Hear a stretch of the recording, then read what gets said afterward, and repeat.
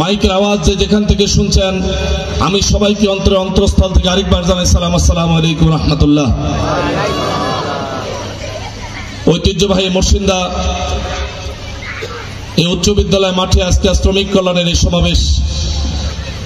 এই সমাবেশে নিঃসন্দেহে সাংবাদিকরা আজকে এখানে মর্শিন্দায় শুধু আমাদেরকে আবদ্ধ রাখে নাই, তারা আজকে গুরুদাসপুর, বড়াইগ্রাম সহ গোটা বাংলাদেশে আন্তর্জাতিক মহল পর্যন্ত এই শ্রমিক কল্যাণ ফেডারেশনের এই সমাবেশকে প্রচার করে দিচ্ছে। এই জন্য সাংবাদিকদেরকেও ধন্যবাদ।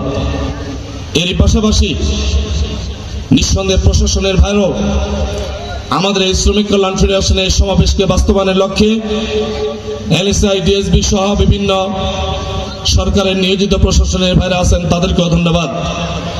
তার পাশাপাশি অনেক কষ্ট করে শ্রমিক সংগঠনের নেতৃবৃন্দ যারা আজকে আয়োজন করেছেন, এই আয়োজনের জন্য পরিশ্রম করেছেন, বিভিন্ন ট্রেড থেকে সকল সদস্যদেরকে নিয়ে এসেছেন, বিভিন্ন ইউনিয়ন থেকে সমস্ত ইউনিয়নের শ্রমিক কল্যাণ ফেডারেশনের সকল সদস্যদেরকে নিয়ে এসেছেন। আমি সবাইকে আন্তরিক অভিনন্দন এবং মোবারকবাদ। আমি আমার শ্রমিক সংগঠনের মাধ্যমে এই বার্তাই দিতে চাই যে বাংলাদেশের প্রেক্ষাপটে স্বাধীনতার 53 বছরে শ্রমিকদের অধিকার প্রতিষ্ঠার জন্য নিত্যদিনের আন্দোলন সংগ্রাম রাজপথে একের পর এক বিভিন্ন সময় অব্যাহত এই জাতির কাছে একটা বাস্তব চিত্র আমাদের কাছে পরিষ্কার। আমরা দেখি বিভিন্ন সময় গার্মেন্টস শ্রমিকরা আন্দোলন করছে, বিভিন্ন সময় বয়লার শ্রমিকরা আন্দোলন করছে, বিভিন্ন সময় বিভিন্ন শ্রমিকরা রাজপথে আন্দোলন করে নামছে। আমার আমির, জামায়াত ইসলামীর আমির, মানবতার ফেরিওয়ালা ডাক্তার শফিকুর রহমান স্পষ্ট ভাষায় বলেছেন শ্রমিকদের জামায়াত ইসলামী যদি ক্ষমতায় যায়, আল্লাহ যদি জামায়াত ইসলামীকে ক্ষমতায় দেন, এই জাতি যদি জামায়াত ইসলামীকে ক্ষমতায় যাওয়ার জন্য সমর্থন দেয়, জামায়াত ইসলামী ক্ষমতায় গিয়ে শ্রমিকদের অধিকার নিশ্চয়তার জন্য, নিশ্চিত করার জন্য এমন ব্যবস্থা করবে যে জীবনে আর কোনদিন শ্রমিকদেরকে কখনো রাজপথে নামতে হবে না।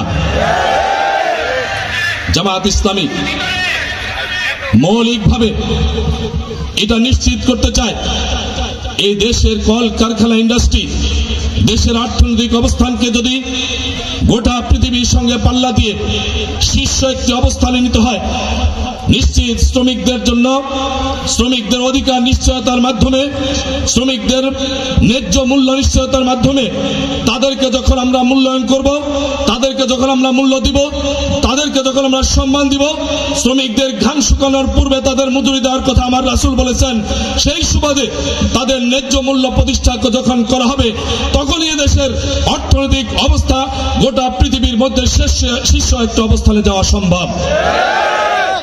এই কারণে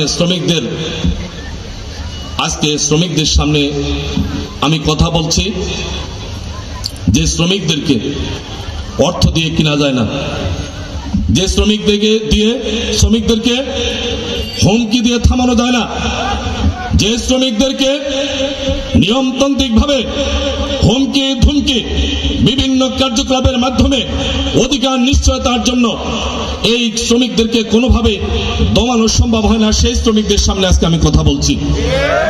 আমি ওই শ্রমিকদের সঙ্গে শ্রমিক সংগঠনের সদস্য ভাইদের সামনে কথা বলছি যাদের 24-এর আন্দোলনে অনেক ত্যাগ রয়েছে। 24-এর আন্দোলনে, বৈষম্য বিরোধী আন্দোলনে ছাত্ররা যেমন জীবন দিয়েছে, ছাত্ররা যেমন রাজপথে মিছিল, মিটিং, কর্মসূচি বাস্তবায়ন করেছে, সেই কর্মসূচি বাস্তবায়নের ক্ষেত্রে বাংলাদেশের এই 24-এর আন্দোলনের শহীদদের তালিকার ভিতরে একটা উল্লেখযোগ্য অংশ রয়েছে যারা শ্রমিকের অধিকার প্রতিষ্ঠা, শ্রমিকদের নিশ্চিত কর্মসূচির পাশাপাশি ওই বৈষম্য বিরোধী আন্দোলনে তারা জীবন দিয়ে এই দেশকে মুক্ত করে আমাদের কাছে কথা বলার পরিবেশ তৈরি করে দিয়েছে। সেই শ্রমিকদের সামনে আমি কথা বলছি, সেই শ্রমিক সংগঠনের সামনে আমি কথা বলছি। 24-এর আন্দোলনে রক্ত দিয়েছে, জীবন দিয়েছে, শহীদ হয়েছে, একটাই কারণ, এদেশে আর কেউ চোখ রাঙানো, ক্ষমতাসীন চেয়ারে বসে চোখ রাঙানো আর কেউ দেখতে চায় না। 24-এর আন্দোলনে জীবন দিয়েছে, এদেশে বিগত সরকারের আমলের মতো আবার কেউ ক্ষমতার চেয়ারে বসে সন্ত্রাসী করবে, চাঁদাবাজি করবে, দখলদারি করবে, অন্যায় করবে, জুলুম করবে। এই দৃশ্য এদেশে আর কেউ দেখতে চায় না, এদেশে আর কেউ দেখতে চায় না। নির্বাচন আসলেই নির্বাচনের মাঠে বিরোধী দলকে এক দল আরেক দলকে হুমকি দিবে, ধমকি দিবে, ভোট চাইতে গেলে তাকে ধমক দিবে। আজকে অত্যন্ত বেদনার সাথে আপনাদের সামনে বলছি, আজকে সকালে একজন 70 থেকে 72 বছর বয়স্ক একজন বৃদ্ধ ফোন দিয়ে বলছেন যে বাবা, দাঁড়িপাল্লার ভোট চাওয়ার জন্য এই 24-25 বয়সের একটা ছেলে বা কয়েকটা ছেলে এসে আমাকে অনেক অপমানজনক কথা বলে গেল। আমরা আজকে বলে দিতে চাই, ওই 24 আন্দোলনের দিকে তাকাও, যারা দেশের ক্ষমতার স্বপ্ন দেখো। যদি 24 আন্দোলনের পূর্বের দৃশ্য এই জাতির সামনে আবার কেউ পুনরাবৃত্তি করে, এই শ্রমিকরা 24 আন্দোলনের মতো এমন আন্দোলন করে উঠাবে, আবার তোমাদের চোখ রাঙানো সমস্ত চোখকে উপরে ফেলে দিয়ে হুমকি ধমকিকে থামিয়ে দিয়ে এদেশে আবার নিরপেক্ষ একটি সুন্দর রাষ্ট্র প্রতিষ্ঠার জন্য তারা পরিবেশ তৈরি করবে। আর কেউ এগুলা দেখতে চায় না, আর কেউ দেখতে চায় না হুমকি ধমকি। ভোটাররা ভোট কেন্দ্রে নির্বিঘ্নে যাবে এটা দেখতে চায়। জনগণ তাদের মতামত উদার চিত্তে প্রকাশ করবে এটা দেখতে চায়। জনগণ দেখতে চায় এই বাংলাদেশ সকল মতের, সকল দলের, সকল চিন্তার, সকল ধর্মের সমস্ত মানুষ নিজস্ব অধিকার নিয়ে বসবাস করবে, এটা আজকে বাংলাদেশের মানুষ দেখতে চায়। অতএব আমার গুরুদাসপুর বড়াইগ্রাম বাংলাদেশের ভূখণ্ডের বাহিরের না। আমি আজকে বার্তা দিয়ে দিচ্ছি, জামায়াত ইসলামী আজ থেকে 10 বছর 15 বছর পূর্বের জামায়াত ইসলামী নয়। জামায়াত ইসলামী শ্রমিক কল্যাণ ফেডারেশন আজ থেকে 10 বছর 15 বছর 20 বছর আগের জামায়াত ইসলামী নয়। জামায়াত ইসলামীর দাঁড়িপাল্লার ভোট দিলে কোন একজন কর্মীকে, কোন একজন ভোটারকে অপমানজনক কোন আচরণ করলে তার জবাব আমরা নীতি, নৈতিকতা, চরিত্র দিয়ে দিব, এটা নিশ্চিত। তবে মনে রাখো, আমরা ঠান্ডা মাথায় আদর্শ, নীতি, নৈতিকতা দিয়ে তোমাদেরকে থামানোর চেষ্টা করলেও এদেশের 24 আন্দোলনে যারা জীবন দিয়েছে তাদের উত্তরসূরিরা কিন্তু তোমাদেরকে আমাদের আদর্শ দিয়ে থামাবে না। তারা তোমাদেরকে ওই 24 আন্দোলনের মতোই আবার তারা মাঠে নেমে মিছিল করে, মিটিং করে এমন আন্দোলন করে উঠাবে যে আন্দোলনের ফলে আজকে যারা ইন্ডিয়াতে গিয়েছে সেই ইন্ডিয়া তো তারা গিয়েছে, কিন্তু হুমকি ধমকি নতুন করে দিলে তাদের বঙ্গোপসাগর ছাড়া আর কোথাও জায়গা হবে না। অতএব এই আচরণ বন্ধ করতে হবে, এই আচরণ বন্ধ করতে হবে। আমি আব্দুল হাকিম, জামায়াত ইসলামী দাঁড়িপাল্লার প্রার্থী, আমি আমার সমস্ত কর্মীদেরকে বলে দিয়েছি, নির্বাচনে সবাই অংশগ্রহণ করবে, স্বতঃস্ফূর্ত ভোট কেন্দ্রে যাবে, নিয়মতান্ত্রিক নিজস্ব অধিকার নিয়ে কথাবার্তা বলবে। সমস্ত মানুষগুলো তাদের অধিকার নিয়ে নিশ্চিত অবস্থান থেকে চলাফেরা, উঠা বসা নির্বিঘ্নে চলবে, কেউ বাধা দেওয়ার কিছু নেই। আমি যদি আমার সমস্ত কর্মীদেরকে নিয়ন্ত্রণ করতে পারি, ওই 24 আগে নির্যাতিত সমস্ত দলের অংশবিশেষ যারা ক্ষমতায় যেতে চান তাদেরকে বলবো, আপনার আমার মতো দায়িত্বশীল ভূমিকা নিয়ে আপনার সমস্ত কর্মীদেরকে নিরাপত্তার সাথে মাঠে ময়দানে কাজ করার জন্য তাদেরকেও আপনি নিশ্চয়তা দিয়ে দেন। সম্মানিত ভাইরা আমার, সময় কম, আমরা এবার আপনাদের সামনে বলতে চাই, স্বাধীনতার 53 বছরে বাংলাদেশে ইসলামপন্থী ওলামা ইকরাম, জামায়াত ইসলামী বা আজকের বাংলাদেশে যারা আমরা ইসলামী ঐক্যের মাধ্যমে বাংলাদেশে ক্ষমতা যাওয়ার আবেদন নিবেদন জাতির কাছে আপনাদের কাছে পেশ করছি। আমরা কিন্তু একবারও ক্ষমতায় যাই নাই। আমরা যারা এই 53 বছরে ক্ষমতা পরিচালনা করেছেন, আমরা জাতির কাছে, গুরুদাসপুর বড়াইগ্রামবাসীর কাছে আমরা আবেদন করছি, ইতিহাস দেখেন, আমরা তো ক্ষমতায় যাই নাই। আমাদের ব্যাপারে যখন কথা বলে, আমাদেরকে অপমানজনক, লেক্কারজনক ভাষায় বলে আমরা নাকি জান্নাতের টিকিট বিক্রি করে নির্বাচনে যাওয়ার চিন্তা করছি। আমরা বলতে চাই, আমরা বলতে চাই, যারা জান্নাত নামক এই স্থানটিকে নিয়ে টিটকারি করেন, তারা তাদের রব, আমার আপনার রব আল্লাহকে নিয়ে টিটকারি করেন। কারণ ওই ক্ষমতার সাথে হচ্ছে জান্নাত এবং জাহান্নাম। ক্ষমতার চেয়ারের মাধ্যমে হচ্ছে জান্নাত এবং জাহান্নাম। কারণ মনে রাখবেন, আমার নবী মুহাম্মদুর রাসূলুল্লাহ সাল্লাল্লাহু আলাইহি ওয়াসাল্লাম যেমন তিনি মসজিদের ইমাম ছিলেন, তেমন তিনি রাষ্ট্রেরও প্রধান ছিলেন। অতএব যেই নবী রাষ্ট্রের ইমাম, সেই নবী কিন্তু মসজিদের নববীর ইমাম। তার উত্তরাধিকারী হয়ে আমরা জান্নাতের বক্তব্য দিব, আমরা ইসলামের বক্তব্য দিব, আমরা নারায়ে তাকবীর স্লোগানের মাধ্যমে এই জাতির দল, মত, ধর্ম, বর্ণ নির্বিশেষে সকল মানুষকে নিয়ে আগামী দিনে রাষ্ট্র ক্ষমতায় যাওয়ার নিশ্চয়তা আমরা আপনাকে দিচ্ছি।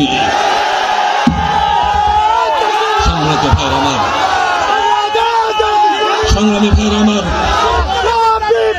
ভাইরা আমার, অতএব আমাদেরকে ব্যক্তি নিয়ে কথা বলেন আপত্তি নেই, ইসলামের মৌলিক বিষয় নিয়ে আপত্তিজনক কথা বলবেন না, জান্নাত জাহান্নাম নিয়ে কথা বলবেন না, জান্নাত বিক্রি বিষয় নিয়ে কথা বলবেন না। রাজপথে আসছি নীতি নৈতিকতার মাধ্যমে আদর্শ তুলে ধরে জাতির কাছে ভোট চাব। আমি ব্যক্তিগতভাবে আমাদের দল, আমাদের সংগঠন, আমাদের সমস্ত কর্মীদেরকে নিশা মুক্ত সমাজকর্মী হিসাবে আমরা তৈরি করে এই জাতির কাছে খেদমত করার জন্য, এই জাতির ক্ষমতার চেয়ারে বসে খেদমত করার জন্য আমরা সবাইকে তৈরি করছি। যদি পারেন আসেন, রক্তচক্ষু হুমকি দমকি বন্ধ করে আপনাদের দলের নেতা কর্মীদেরকে সেবক তৈরি করেন, আপনার দলের নেতা কর্মীদেরকে জাতির খেদমতের জন্য তৈরি করেন, নিশা মুক্ত নেতৃত্ব কর্মী বাহিনী তৈরি করেন। আমরা বলতে চাই, আমরা ক্ষমতায় গেলে নিশা মুক্ত একটি সমাজ প্রতিষ্ঠা করব, নিশার ডিলারি আমরা বন্ধ করব। আমাদের মতো একদম ঘোষণা দেন, আপনারা কিন্তু নিজের সমাজ, নিজের পরিবার, নিজের দলকে নিশা মুক্ত করতে পারেন নাই, আপনারা কেমনি নিশা মুক্ত সমাজ গঠন করবেন?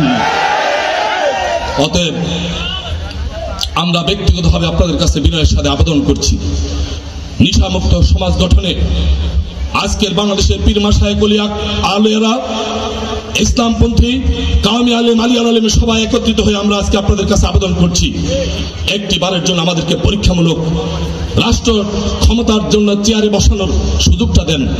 আমরা নিশ্চয়তা দিচ্ছি, ক্ষমতার চেয়ারে বসে কাউকে চোখ রাঙাবো না, কাউকে হুমকি দিব না, কাউকে ক্ষমতার অপব্যবহার করে জুলুম করব না, কারো উপরে নির্যাতন করব না।